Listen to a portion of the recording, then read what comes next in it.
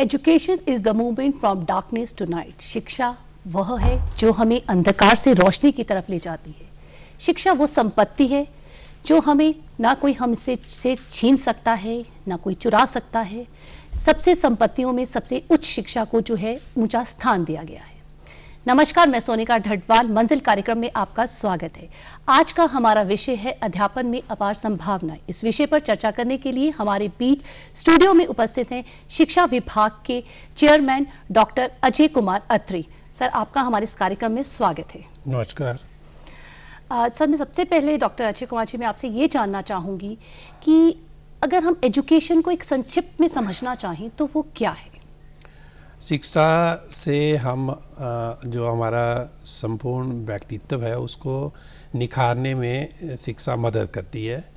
ये सिर्फ ज्ञान के साथ साथ जो हमारे जो भावात्मक दृष्टिकोण है उसको भी बढ़ाती है। साथ में ये हमें व्यवसाय के लिए तैयार करती है। उसके साथ साथ ये हमें जैसे चरित्र निर्माण के लिए भी प्रेरित करती है। जी, शिक्षा से हम जो है किसी बहुत बड़ा बदलाव ला सकते हैं, ये कथन कहाँ तक सत्य है? शिक्षा से हम बहुत बड़ा बदलाव ला सकते हैं, क्योंकि शिक्षित व्यक्ति जो है वो जो राष्ट्र के निर्माण में अपनी भागीदारी सुनिश्चित करता है।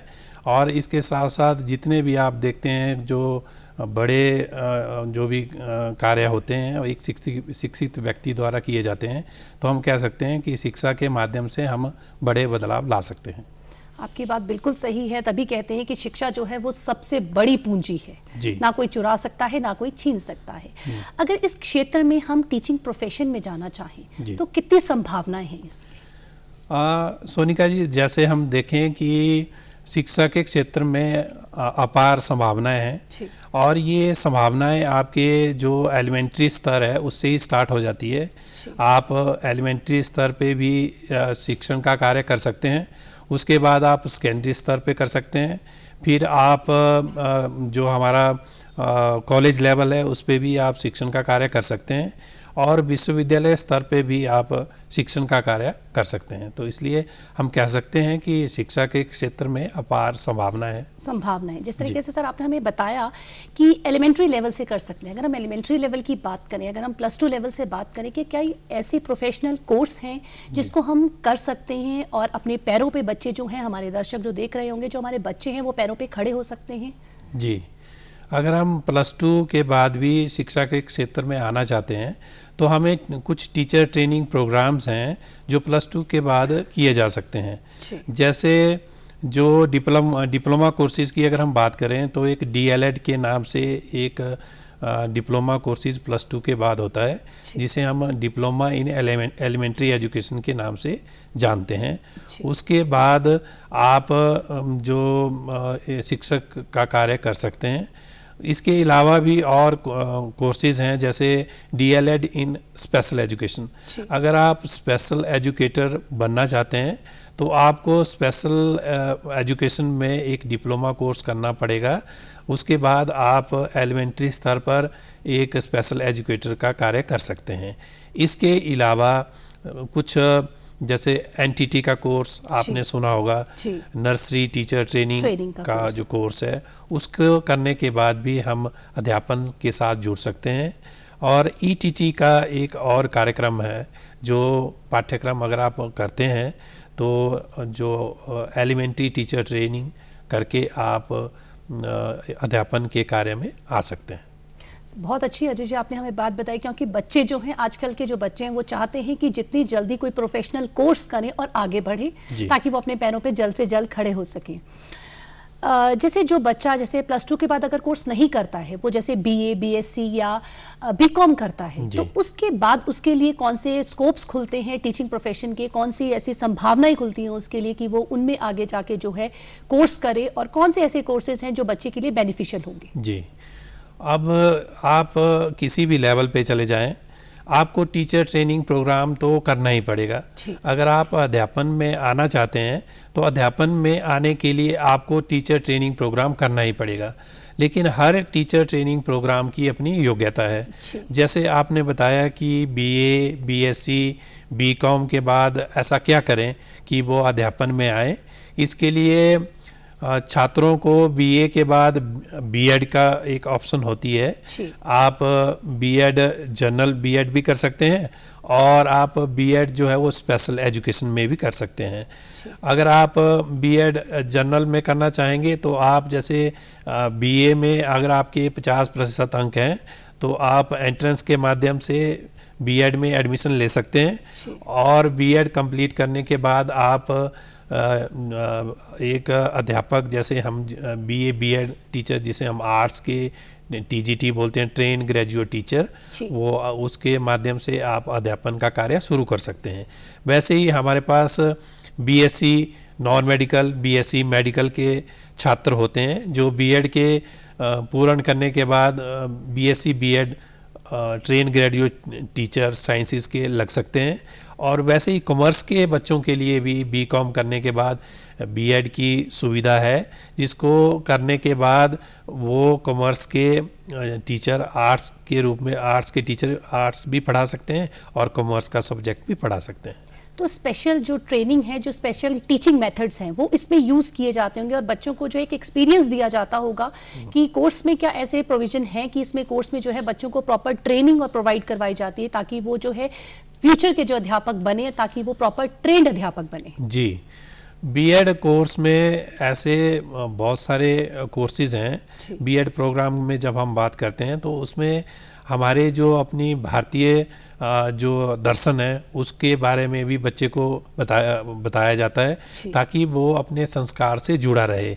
उसके बावजूद हमारे पास मनोविज्ञान का एक कोर्स है, उसमें हम ये बताते हैं कि जो बच्चे आपके पास आ रहे हैं उनकी क्या विशेषताएं हैं, वो जिस स्तर पर हैं उसमें किस तरह की उनकी कमजोरियां भी है और ऐसी कौन कौन सी प्रॉब्लम्स हैं जिनको अध्यापक बनने से पहले एक छात्र को समझना है ताकि वो कक्षा में जाकर उन बच्चों के साथ एक इंटरेक्टिव, एक जो कंड्यूसिव इन्वायरमेंट है उसको बना सके।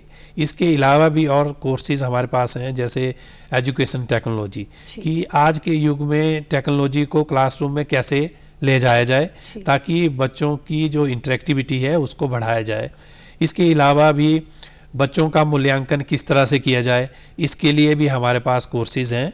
और इसके अलावा भी और जो जैसे पेडागोजिकल सब्जेक्ट हैं कि जो आपके अपने सब्जेक्ट हैं उनको हम किस तरह से पढ़ा सकते हैं, ये सारी ट्रेनिंग हम बच्चों को देते हैं ताकि वो अच्छे अध्यापक बन के राष्ट्र निर्माण में अपनी भूमिका निभा सकें। जी, आपने बहुत ही अच्छी बात बताई कि इसमें बच्चों की कमियों को भी हमें पता चल सकता है कि बच्चे में जो टीचर बनने जा रहा है उसमें ये कमी है और उसको निखारा जा सकता है। जी, ये तो थी कि कोर्स कौन से कर सकते हैं। अब कोई बच्चा है, अगर वो बच्चा जो है स्कूल टीचिंग के लिए अप्लाई करना चाहता है, स्कूल टीचर बनना चाहता है, तो वो कैसे बन सकता है, वो कैसे, उसके लिए क्या संभावनाएं हैं, क्या कर सकता है या वो कैसे अप्लाई करे? ये हमारे दर्शक, ये बहुत महत्वपूर्ण क्वेश्चन है कि ये जानना चाहते हैं कि कैसे अप्लाई करें वो।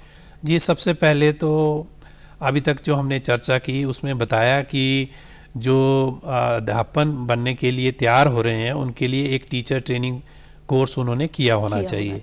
तो जो ये अध्यापक बनना चाहते हैं उनके पास ये मिनिमम एलिजिबिलिटी तो होनी ही चाहिए कि अगर आप एलिमेंट्री अध्यापक बनना चाहते हैं तो आपके पास आपकी +2 के साथ आपने डीएलएड का कोर्स किया होना चाहिए और अगर आप ग्रेजुएट हैं तो ग्रेजुएट के बाद आपने बीएड की होनी चाहिए।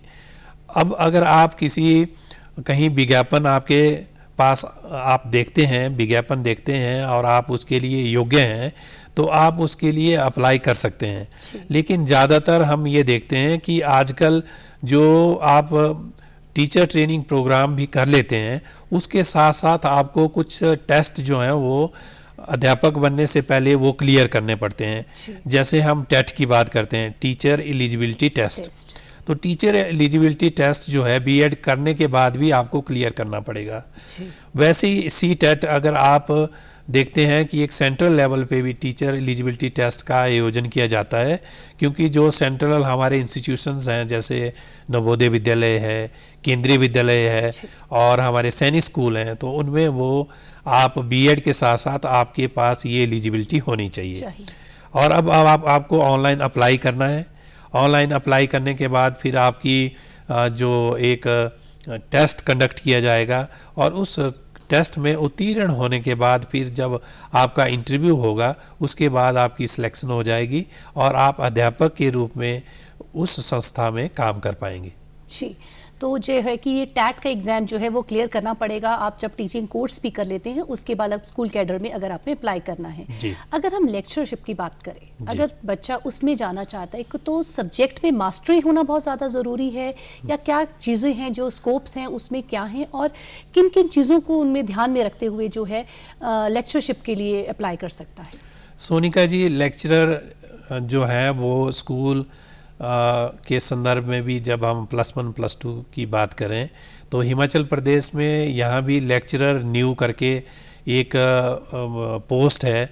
तो उस पोस्ट के लिए जब हम टीचिंग की बात करते हैं तो अपने विषय का ज्ञान तो बहुत ज़रूरी है, क्योंकि आपकी अपनी जो रुचि है उस रुचि के साथ साथ विषय का ज्ञान होना बहुत ज़रूरी है।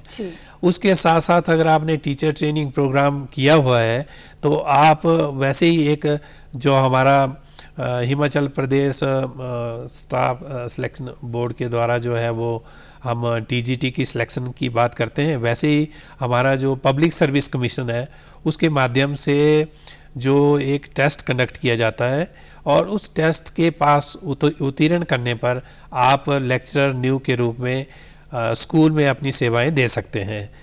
उसी तरह से जो अगर हम कॉलेज कैडर की बात करते हैं तो उसमें भी अब लेक्चरर के बजाय हम असिस्टेंट प्रोफेसर और एसोसिएट प्रोफेसर जो हैं वो कॉलेज में अपनी सेवाएं देते हैं। तो असिस्टेंट प्रोफेसर के लिए भी आपको अपने विषय वस्तु की जो आपका विषय है उसकी आपको मास्टरी होनी चाहिए, नॉलेज होनी चाहिए, और उसके साथ साथ आपने नेट की परीक्षा उत्तीर्ण की हो। तो नेशनल एलिजिबिलिटी टेस्ट जो है उसको उत्तीर्ण करने के बाद वैसे ये एक टेस्ट जो है वो हमारे जो हिमाचल प्रदेश लोक सेवा आयोग द्वारा लिया जाता है, उसके उत्तीर्ण करने के बाद और इंटरव्यू के बाद आप कॉलेज में असिस्टेंट प्रोफेसर के रूप में कार्य कर सकते हैं। जी। अगर हम शिक्षा और शिक्षक की बात करें तो हम पूर्व जो हमारे राष्ट्रपति हैं राधा कृष्ण सर्वपल्ली के बारे में नहीं भूल सकते। जी। उन्होंने जो अपने जन्मदिन को है उन्होंने शिक्षकों के सम्मान के लिए मनाया जाता है। जी। उन्होंने शिक्षा के क्षेत्र में बहुत कार्य किए, उन्होंने शिक्षा की दिशा और दशा को बदला, उसके बारे में थोड़ा सा हमें बताइए। डॉक्टर सर्वपल्ली राधाकृष्णन के बारे में जो तथ्य हैं वो बहुत ही रोचक तथ्य हैं और हमें बहुत ही प्रेरणादायक तथ्य हमारे सामने हैं।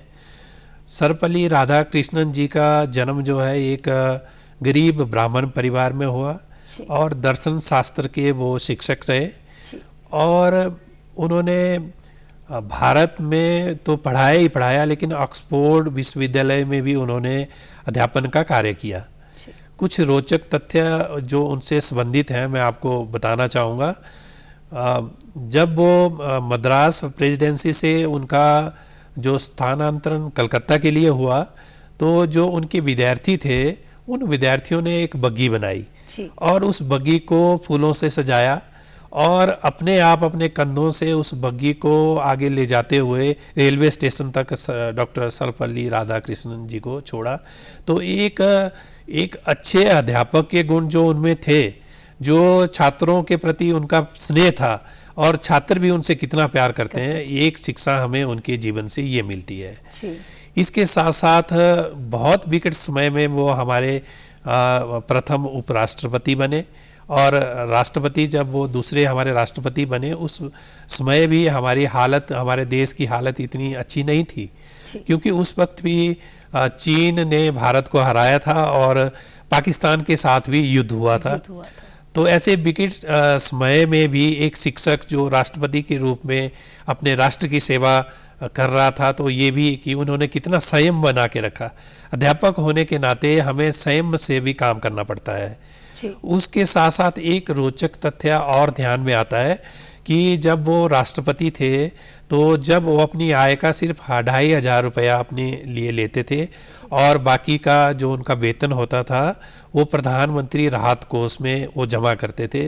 तो एक समर्पण की भावना जो एक अध्यापक में होनी चाहिए, उनके व्यवहार से वो हमें दिखती थी। इसके अलावा भी सर्वपल्ली राधाकृष्णन जी के और भी उदाहरण हैं, जैसे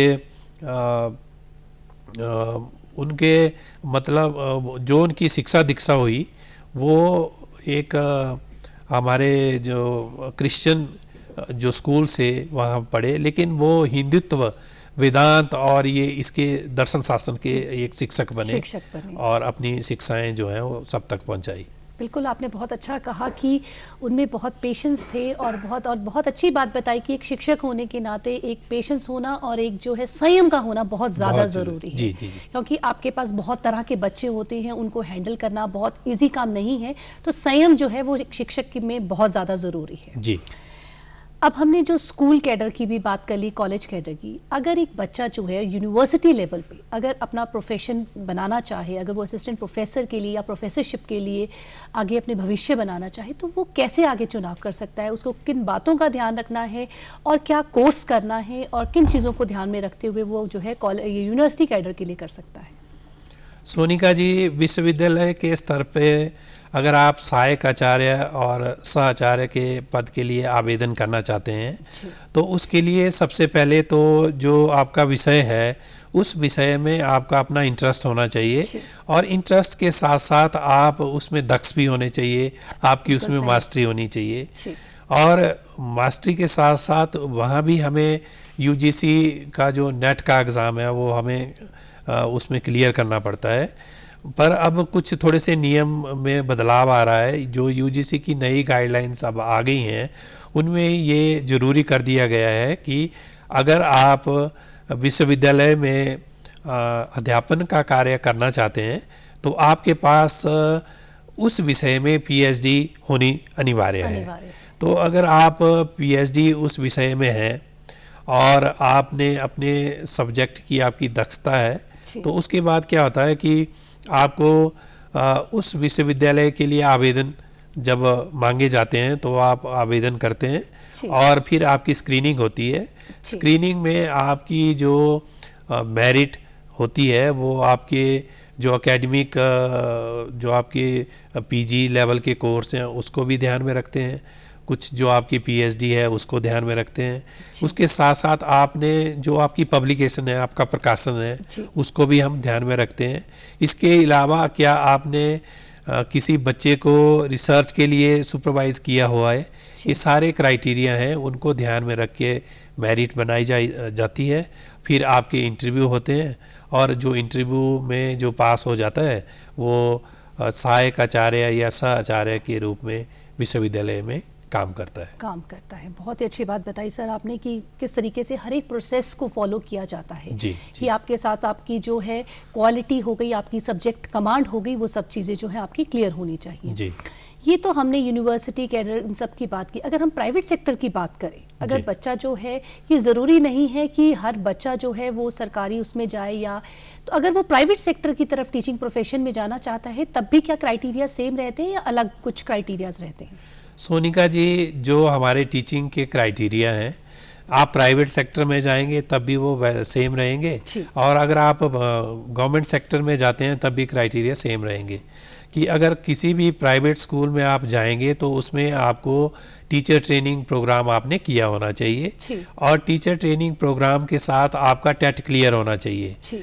वैसे ही अगर आप हायर एजुकेशन में भी प्राइवेट सेक्टर में देखते हैं तो वहाँ भी अगर आप विश्वविद्यालय में जाना चाहेंगे तो वहाँ पे आपको अपने सब्जेक्ट की जो आपकी 55% के साथ आपने यूजीसी नेट किया हो या आपकी पीएचडी होनी चाहिए। तो क्राइटेरिया जो है वो प्राइवेट सेक्टर में भी वही है जो आपके गवर्नमेंट सेक्टर में है भी। लेकिन कुछ प्राइवेट सेक्टर और भी हैं जहाँ पे आप अपनी सेवाएं दे सकते हैं, जैसे कुछ एनजीओज हैं जो जहाँ पे आप स्पेशल एजुकेटर का काम कर सकते हैं, जो कि दिव्यांग बच्चों के लिए काम करती है। इसके साथ साथ और जैसे आप टीचर ट्रेनिंग में अगर आपने गाइडेंस एंड काउंसलिंग का कोई डिप्लोमा किया हुआ है तो आप एक काउंसलर के रूप में भी अपनी सेवाएं दे सकते हैं। तो इसलिए मैं ये कह सकता हूँ कि प्राइवेट सेक्टर में अपार संभावनाएं हैं। इसके अलावा भी हमारे पास कुछ अकेडमीज़ हैं जहाँ पे बच्चों को इंजीनियरिंग के लिए, मेडिकल के लिए तैयार किया जाता है, वहाँ भी अच्छे अध्यापकों की ज़रूरत होती है। तो इसलिए प्राइवेट सेक्टर में भी अध्यापन का एक अच्छा स्कोप है। अभी ये नेशनल एजुकेशन पॉलिसी जो 2020 जो सरकार द्वारा इंट्रोड्यूस की जा रही है, उसमें क्या शिक्षा के क्या बदलाव आएगा, क्या रोजगार की संभावनाएं जो है रोजगार की वो खुलेंगी? जी, अगर हम राष्ट्रीय शिक्षा नीति 2020 की बात करते हैं तो उसमें जो एक नया फॉर्मेट हमारे सामने आ रहा है वो 10+2 का जो फॉर्मेट था अब वो 5+3+3+4 में कन्वर्ट हो रहा है। तो उसमें जो हमारा एक प्रेपरेटरी स्टेज रहेगा, प्रेपरेटरी स्टेज के बाद फिर हम फाउंडेशन पे जाएंगे और फिर सेकेंडरी पे जाएंगे। इस तरह से एक जो इसमें जो स्कोप है, इसमें जो हमारे वोकेशनल एजुकेशन है इसको 6th ऑनवर्ड जो है वो कंपलसरी कंपोनेंट की तरह रखा हुआ है, ताकि 6th से ही बच्चे को अपने व्यवसाय के प्रति रुचि पैदा हो जाए और जब वो +1 या +2 तक जाए तो ऐसे विषय में जिसमें उसकी रुचि है उसमें उसको स्किल्ड कर दिया जाए, ताकि आने वाले समय में वो एक अच्छे रोजगार की तरफ बढ़ सके। तो ये नई शिक्षा नीति मैं ये मानता हूँ कि ज़रूर एक जो हमें अपनी शिक्षा में भारतीयता के साथ साथ जो एक व्यावसायिक जो इसका कंपोनेंट है वो भी छात्रों के लिए मददगार सिद्ध होगा। अब जैसे जो टीचर्स हैं हमारे एज प्रेजेंट, जो टीचर्स पढ़ा रहे हैं, जो टीचिंग बन गए, उनको अपडेट रखना बहुत ज़्यादा ज़रूरी है। तो जो उनको जो है बीच बीच में जो है अपडेशन के लिए क्या प्रोग्राम्स किए जाते हैं ताकि जो वो न्यू चीज़ों के साथ जो है अवेयर रहें उन चीज़ों के लिए, तो ऐसा क्या प्रोविज़न रहता है? आज शिक्षा के क्षेत्र में ऐसे प्रावधान हैं जिसके माध्यम से विभिन्न स्तर पर जो अध्यापक हैं उनको हम प्रोफेशनली ट्रेंड या अपग्रेड कर सकते हैं। जैसे अगर हम कहें कि जो एलिमेंट्री के अध्यापक हैं या सेकेंडरी के अध्यापक हैं, स्कूल लेवल के जितने भी अध्यापक हैं, तो डाइट और जो हमारी SCRT है इसके माध्यम से समय समय पर जो कार्यक्रम है, जो प्रोग्राम है, उनके जो वर्कशॉप है वो ऑर्गेनाइज की जाती है। उसके साथ साथ अगर हम हायर एजुकेशन की बात करें तो हायर एजुकेशन में जो हमारे HRDC हैं, ह्यूमन रिसोर्स डेवलपमेंटल सेंटर है, वहाँ पे भी ओरिएंटेशन प्रोग्राम, इंडक्शन प्रोग्राम और रिफ्रेशर कोर्स जो हैं वो ऑर्गेनाइज किए जाते हैं। डॉक्टर अजय कुमार जी, आप हमारे शो में आए, आपने इतनी महत्वपूर्ण हमें जानकारी दी कि टीचिंग प्रोफेशन में हम कैसे करियर बना सकते हैं और कैसे इसमें हमारी अपार संभावनाएं। मैं चाहती हूं कि आप हमारे दर्शकों को कोई संदेश दें। आपके माध्यम से मैं सिर्फ यही आग्रह करना चाहूँगा कि जो हमारा एक अध्यापन का जो क्षेत्र है वो बहुत पुनीत क्षेत्र है। इसमें जो युवा, जैसे हम जानते हैं कि भारत जो युवाओं का देश है, तो मैं युवाओं से यही आग्रह करूंगा कि ईमानदारी से अपने पढ़ाई करें और जब टीचर ट्रेनिंग प्रोग्राम आप करते हैं तो उसकी बारीकियों को जानें ताकि आप अच्छे अध्यापक बन सकें और अच्छे अध्यापक बनकर आप राष्ट्र निर्माण में अपनी भागीदारी सुनिश्चित कर सकें। जी अजय कुमार जी, आप हमारे शो में आए, आपका बहुत बहुत धन्यवाद। आपने इतनी महत्वपूर्ण जानकारी दी, उसके लिए बहुत बहुत धन्यवाद। सोनिका जी, आपका भी बहुत बहुत धन्यवाद। धन्यवाद सर। गुरुर ब्रह्मा गुरुर विष्णु गुरुर देवो महेश्वर, गुरु साक्षात परब्रह्म तस्मै श्री गुरु नमः। तभी कहते हैं जो गुरु और र है, गुरु जो है हमें अंधकार से रोशनी की तरफ ले जाता है। आशा करती हूँ कि आज का कार्यक्रम अच्छा लगा होगा। अगले हफ्ते फिर मिलेंगे। नमस्कार।